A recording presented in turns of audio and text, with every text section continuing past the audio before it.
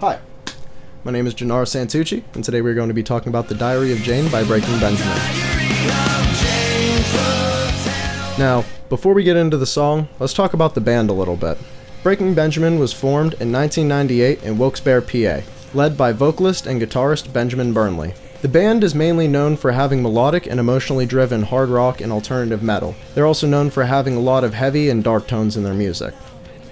Before Breaking Benjamin was formed, Burnley used to play covers off of Nirvana's Nevermind in coffee shops. He cites Nirvana as his biggest influence. During one of his gigs, Ben knocked over a microphone while imitating Kurt Cobain and cracked it. The owner of the microphone walked on stage and said, "I'd like to thank Benjamin for breaking my microphone," which led to the name Breaking Benjamin. Along with Benjamin Burnley, the band also started with former members Aaron Fink, the lead guitarist, Nick Hoover, the bassist, and Chris Lightcap, the drummer. Eventually, Burnley went on to California to try different material, and the other three members went on to form a band named Strangers with Candy. In 1999, Burnley moved back to Pennsylvania and started a band called Plan 9, with drummer Jeremy Hummel and Jason DeVoli on bass.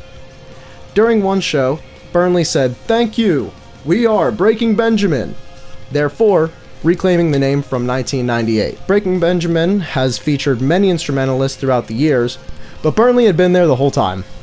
And what's funny is, the reason they took the name back is because they still had stickers that said Breaking Benjamin on them, so they just rolled with it. And then in 2004, the band found major success with their song Blow Me Away, which was featured in Halo 2. Halo 2! This was right before the release of Phobia in 2006, which was their biggest success of all time. Speaking of Phobia, that's the album that features Diary of Jane, along with many other songs that contributed to their success, such as Breath and Dance with the Devil. The song Diary of Jane is about loving someone who does not love you back, almost like the idea of a one-sided relationship, or basically about a simp. Kind of? We're getting off track. Now, Genius Lyrics does a terrible job of describing what the song is. So, to break it down, verse 1. So, he's saying that he doesn't mind what little bit he gets from this person because it's enough for him. And when he says, "Do you like that?" it's him pleading to know what this person feels and or if he's doing enough for them, which is followed by a no and a growl scream to emphasize the no. And then we go on to the chorus, where he's singing, "Something's just about to break." He's saying that he wants to be known by this person named Jane. Side note, I found out that the name of this person, Jane, is for Jane Doe, which is a hypothetical person. Anyways, we'll get into that later. And he wants to be known so bad that he hopes to be in his diary. In her diary? Whatever. And then we get into the next verse. Verse 2. So he's in short asking why this person finds pleasure in rejecting his feelings. And then he goes on to address if he's going crazy or not, because he can't tell if he hates her because he's so obsessed with her. Now, on to chorus 2. But in this chorus we get a different set of words. As I burn another page, as I look the other way. He admits to being so obsessed that he would burn all of the pages in her diary until he sees his name. And by saying he would look away is to know that what he's doing is wrong. When we get to the bridge, the lead singer is at a point of complete despair, thinking that he should just give up on Jane, realizing how insane his obsession is. He's probably seeking love from anyone but not believing it could be real. Then we go back to the chorus just to make sure that Jane got the point. I think she got the point, and then we're done with the song. Now on to the analysis.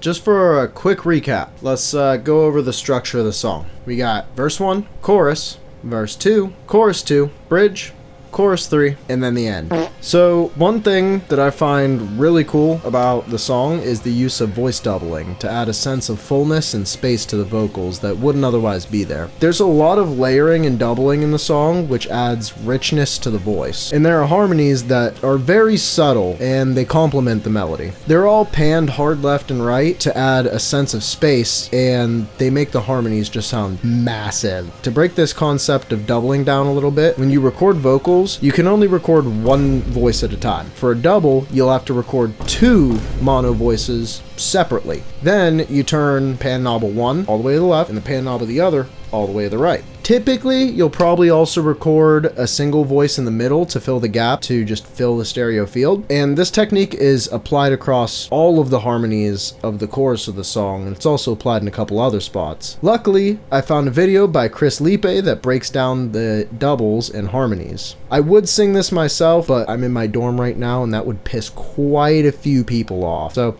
here you go. How it should be. How it should be. How it should be.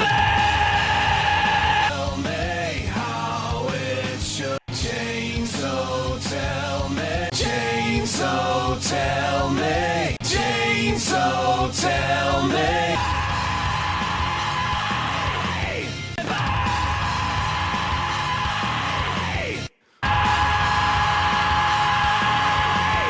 Here's what we have. Change, so tell me how it should be. Thank you, Chris Lipe. Now, let's get into the dynamics a little bit. The dynamics of his voice, specifically. Throughout the song, he plays with the style that he's singing in. And in the beginning, he's singing with most of the sound in his voice pretty forward. Almost how you hear a lot of punk vocalists do. But he does it in a more relaxed way that suits his voice so much better. And then, when he gets to part of the song where he's really letting the emotion come through, you can hear him get into more of a screaming sound. This is most prominent in the chorus, just like we saw a minute ago with Chris Lipe, but it also shows up in a couple other parts, like when he's saying, "Do you like that?" But one of the things that he does on this song that I find really intriguing is when he does a growl scream when he goes, "No," right after the part, "Do you like that?" Because when he does this growl scream, he's using practically only the false chords of his voice. What makes a false chord unique is that you're not using your vocal cords necessarily. Rather, you're using what could be considered the cushion around the vocal cords, false chord, to shape the sound of the pitch, or the pitch and the sound, either or. This creates a much more distorted and growly sound out of the human voice, and this is widely used in punk and metal. Like, you'll hear it a lot in like unrelated. I should probably also briefly discuss the bridge, because in some transcriptions of the bridge, I found that the song has a D sharp sus2 or an E flat sus2, and in other transcriptions, I found that they do not have the sussiness in them. After a bit of assessment on the piano, I'm pretty confident that the bridge is indeed sus. The sus is dewy.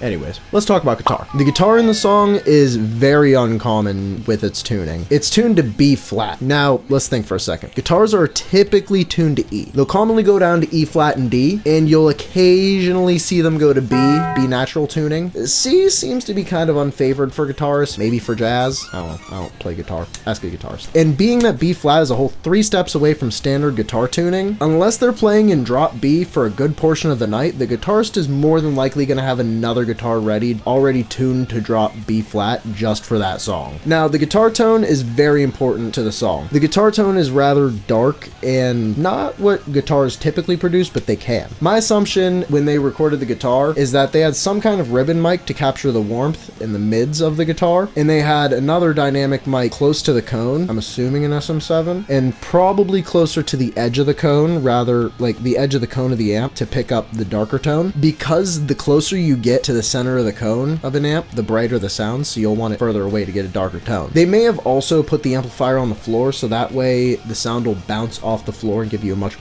wider sound. Now, enough tech stuff for now. At the time that Breaking Benjamin was writing Diary of Jane, oddly enough, Benjamin Burnley was inspired by true crime and a fascination with the forgotten lives of Jane Doe victims. I'm gonna just put this out here, please don't look that up. Like, unless you're like really curious, like go ahead and search Forgotten Lives of Jane Doe Victims. You'll find an FBI link. It's creepy. But to put it in short, from the little bit I could gather, he was inspired by missing people who were later named Jane Doe after a period of time where they could not be identified, and all of them were presumed dead, which explains the message of death in the video. Like, I get it now, kind of, knowing that. And on top of this, Burnley had been open about his alcohol and mental health problems, which I don't doubt for a second that he was probably dealing with some kind of addiction or mental health issue whenever he was writing this song. I mean, he's writing about missing people who were dead. Yeah. So to end things on a better note,